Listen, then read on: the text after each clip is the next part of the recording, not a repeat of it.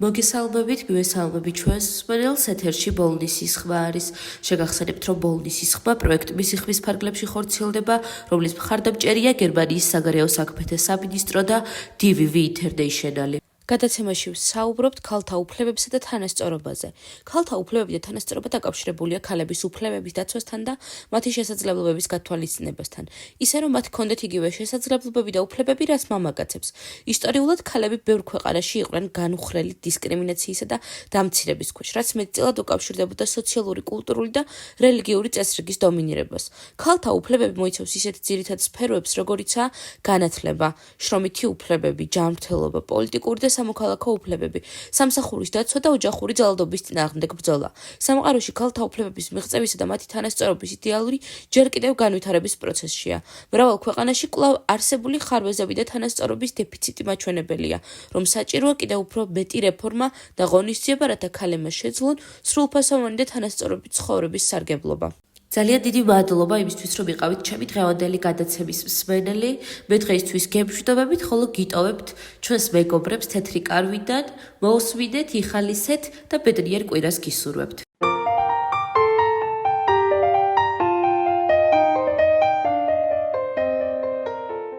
მოგესალმებით მეგობრებო, მე ვარ ნინი 37 წლის. დღეს თეთრ კარავში ქალები ისეთ თემაზე სასაუბროდ შევიკრიბეთ, რასაც სექსუალური ძალადობა ქვია. არ დაგიმალავთ და არც თუ ისე დიდი ხნის წინ პირადად მე სექსუალურ ძალადობაზე სულ სხვა წარმოდგენა მქონდა. არადა აღმოჩნდა, რომ ყველანაირი ქმედება საპირისპირო სქესისგან იქნება ეს ფიზიკური თუ სიტყვიერი, რაც ჩვენი სურვილის გარეშე ხდება, ძალადობაა და დასჯადია. თითქმის ყველა ქალს ერთხელ მაინც განუცდია ეს შეურაცხყოფელი გრძნობა, მაგრამ ამაზე ყოველთვის გრცხვენოდა და გვერიდებოდა საუბარი. მადლობა ღმერთს, ახლანდელი თაობა მეტად არის ინფორმირებული და შესაბამისად უფრო დაცულებიც არიან. მე ჩემს ისტორიას მოგიყვებით. დაახლოებით 10 წლის წინ ერთ-ერთ ძალიან ცნობილ კომპანიაში დასახელებისგან მაინც თავს შევიკავებ, სტაჟიორად ამიყვანეს და ძალიან გახარებული ვიყავი. ვოცნებობდი, რომ იქ გამეგრძელებინა მუშაობა. ჩემი უფროსი ახალგაზრდა სიმპათიური მამაკაცი გახდა და განსაკუთრებულ ყურადღებას იჩენდა ჩემს მიმართ. ცოლიანი იყო და მისი მეუღლეც ჩვენთან მუშაობდა. ოღონდ სხვა განყოფილებაში. ერთი წლის შეუღლებულები იყვნენ და ვფიქრობდი, რა კარგი წყვილია მეთქი. ერთხელაც მათ ყოფილ თანამშრომელს დედა გარდაეცვალა და ყველანი პანაშვიდზე წავიდნენ, მათ შორის ჩემი უფროსის ცოლიც.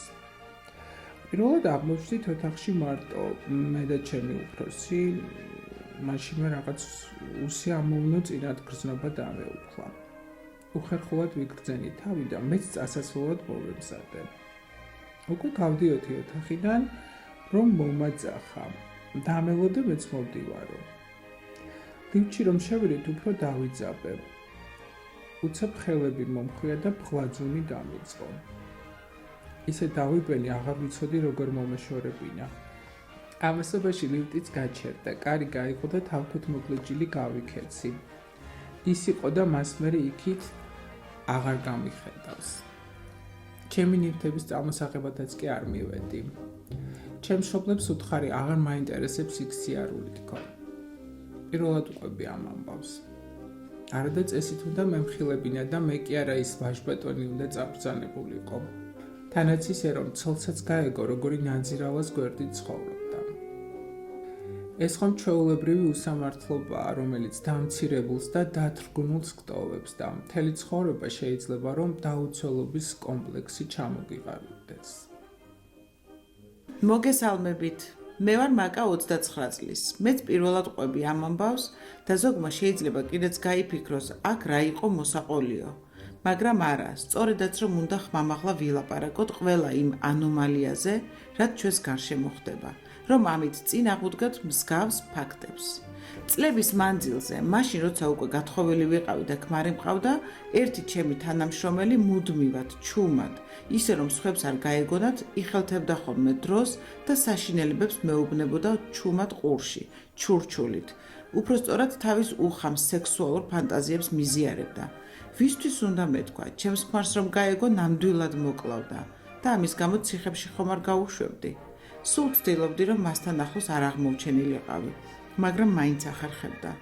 ერთხელაც მორიგი სიბინძურე ჩამჩურჩულა, მე ვეღარ მოვიწმინე და ისეთი ძალით გავაწანი სილა, რომ მართლა დავინახე თვალებიდან როგორ წამოსცვივდა ნაპერწკლები.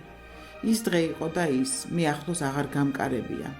მაგრამ მოგვიანებით შევნიშნე, რომ ჩვენს ახალ თანამშრომელს გადაეკიდა, რადგან ხედავდი ახლოს ჩაუვლიდა თუ არა ეს გოგო ჭარხალივით როგორ წითლდებოდა.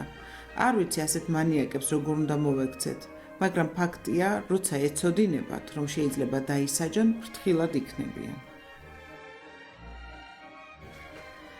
მეც მოვყვები, ოღონდ ეს არ არის ჩემი ამბავი.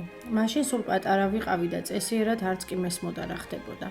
ჩვენს იტალიურ ეზოში ცხოვრობდა ახალგაზრდა ცოლ-ქმარი და ყველა მეზობელმა იცოდა, ლოთი ქმარი ყოველღამე ფიზიკურად და სექსუალურად როგორ ძალადობდა ცოლზე.